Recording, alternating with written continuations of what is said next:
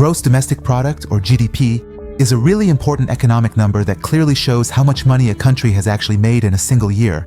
That is, the total monetary value of all the goods and services produced within that country. They measure a specific period of time, like a year, using GDP, and this way they show how important the country's economy is and how much the people of that country work or how much goods or services they produce. But let me tell you a secret. About 20 to 23% of South Korea's entire economy depends on a single brand. And that brand is Samsung. This means about 1/5 of the GDP, or gross domestic product, of an advanced country. To help you grasp how huge this number is, I should tell you that Japan's biggest company, Toyota, only makes up about 5% of Japan's GDP. So, the South Korean economy without Samsung is like a heart with no veins or connections. But this is just the beginning of the story. In this video, we're going to travel to the heart of Samsung's hidden empire and discover how Samsung, in a secretive and complex way, practically controls South Korea.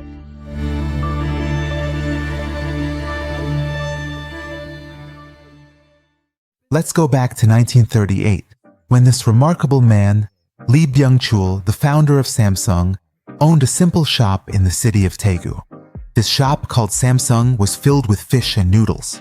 In fact, at that time, Samsung was just a local business, not the tech and economic giant we know today.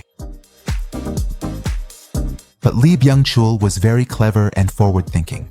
After World War II and during the chaos of the Korean War, from 1950 to 1953, things were tough for most people, but Lee managed to turn these hard times into an opportunity.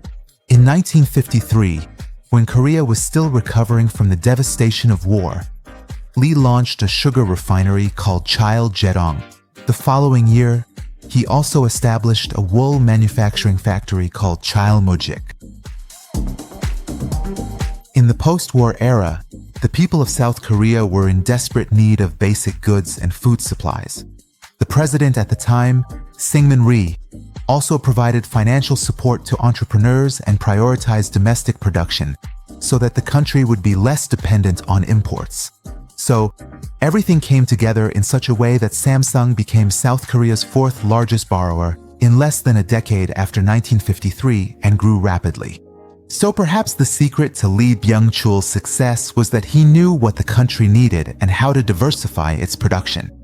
He also made good use of government support, so much so that he was able to bring several small companies together under one umbrella called the Samsung Group.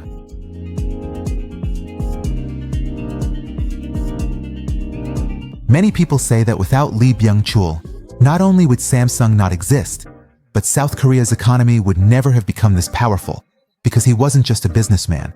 He was a strategist who managed to turn Korea from an underdeveloped country into a major economic power, earning himself the title of the father of Korea's economic miracle.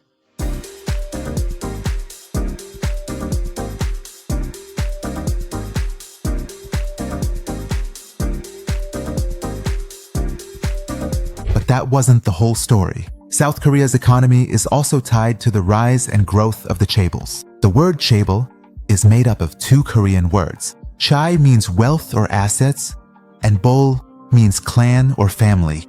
So, chaebol refers to a group of interconnected companies that are run under the control of a wealthy family. Samsung, LG, Hyundai, and SK are all examples of chaebols. So how did these chaebols come into being? After the Korean War from 1950 to 1953, South Korea was a poor, devastated country dependent on foreign aid. But the government decided to build its economy by relying on loyal domestic capitalists. That's why they told entrepreneurs like Lee Byung-chul, "We'll give you loans, land, and import-export licenses. Just start producing. Hire people. Build the country." But the important thing about chaebols is that even if they have dozens of subsidiaries, they still have a family structure and are run by a single family.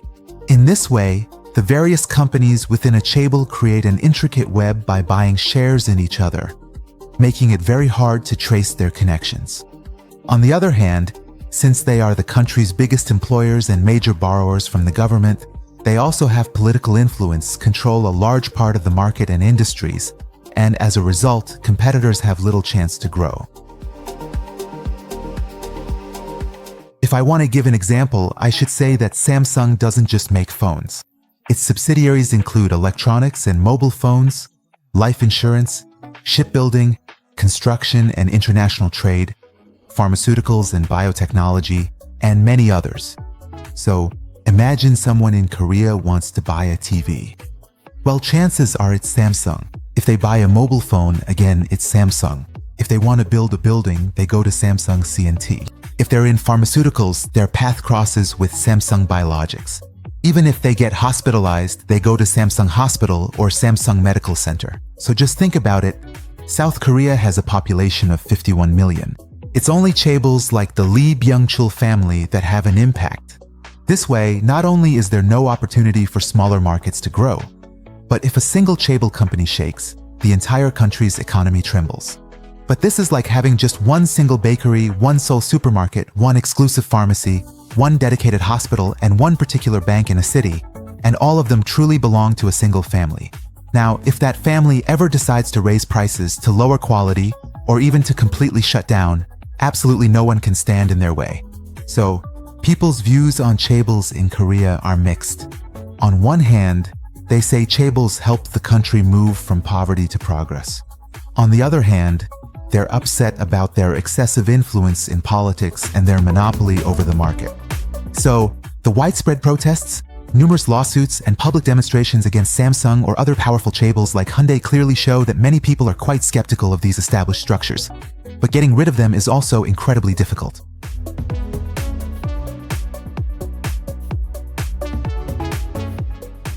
Let's break this down a bit more.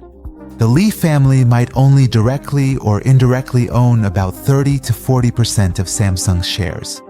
But even that 20%, which can be risky, is often held by people who have strong personal ties to the Lee family. For example, they might be longtime executives, relatives, or loyalists, or subsidiaries that are themselves under the Samsung umbrella. As a result, it's as if all these shares are unofficially under the control of the Lee family. In other words, on paper they might officially own 40% of the shares, but in practice they have 60 to 70% of the voting power, because that extra 20% never votes against their wishes. This is how an economic empire with more than 59 subsidiaries is created, some of which are publicly traded. Some of them are holdings and others are industrial, technology, construction, or other types of companies.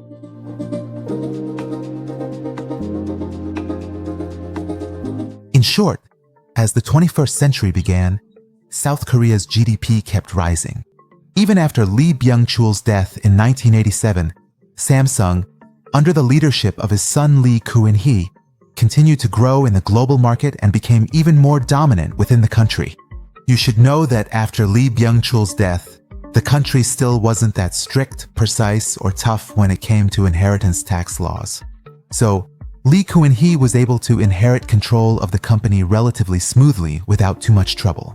But the problem started when Lee Kuan-hee had a stroke in 2014 and fell into a coma for years. By then, the country's system was more organized, and the law stated that if someone died and wanted to pass assets to their child, they had to pay 50% of value to the government tax. But where does the money for this hefty tax come from? The heirs have to sell part of their shares, which means losing their voting power and eventually their control. As a result, if the heirs lose control, the entire structure of power collapses.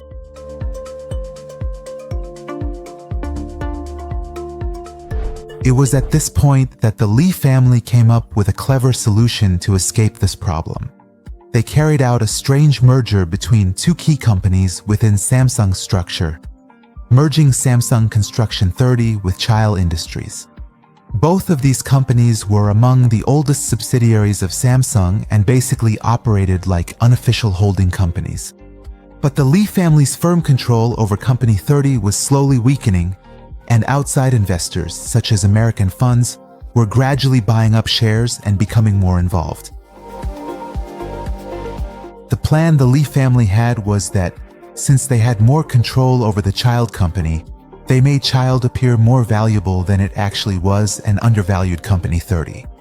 This meant that each share of 30 would be worth 35/100ths of a Child share.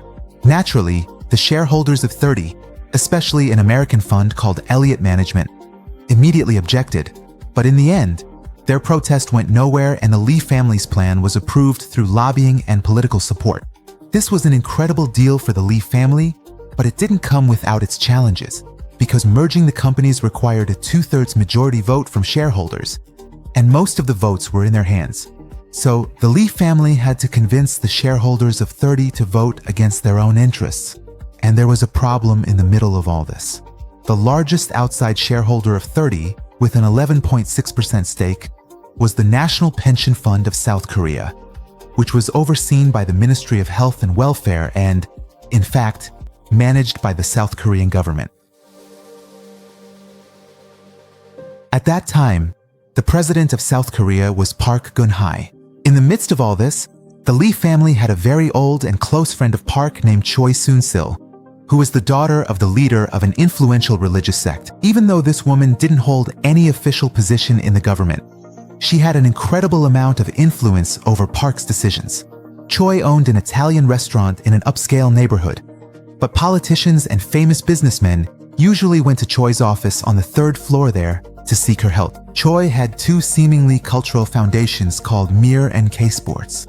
On paper, these two foundations were for cultural exchange and sports projects, but in reality, they were part of a large and complex global money laundering system.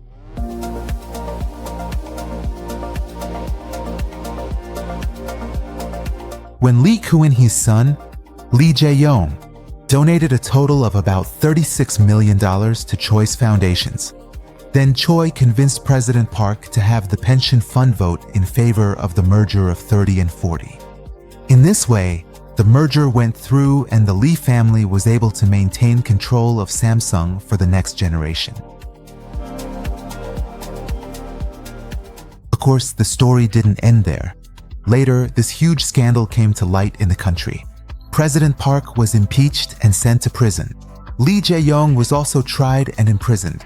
But now almost everything has returned to normal and the Lee family's power has been preserved. President Park was pardoned and released in 2021. The following year, in May 2022, Lee Jae-yong was also pardoned and released.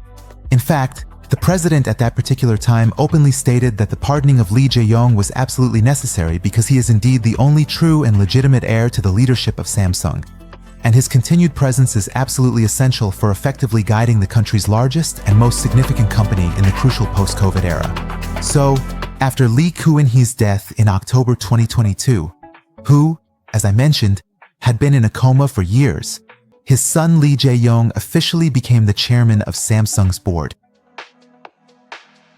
It's true that pardoning Lee Jae-yong might seem unjust from a justice standpoint, but from a pragmatic perspective, it might have actually been the right thing to do.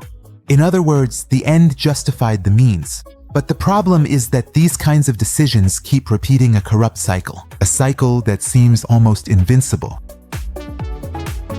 What do you think? Do you believe strict economic and political control is the legitimate right of a family-owned company? Or is this a serious threat to democracy?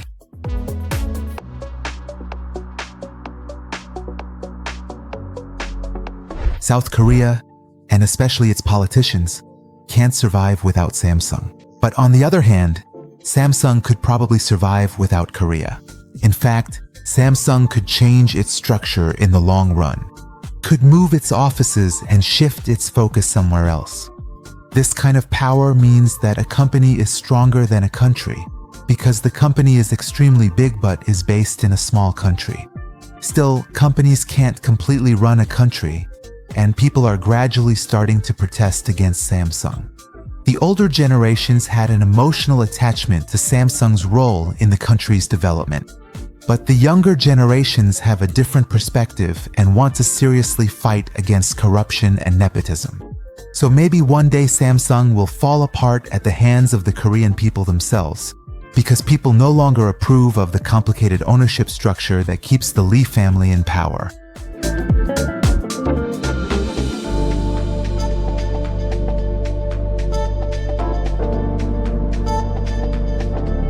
So, the essential lesson to take from this video might very well be that when corruption and undue influence run too deep, people and the media inevitably see it as a significant threat to democracy and react strongly against it.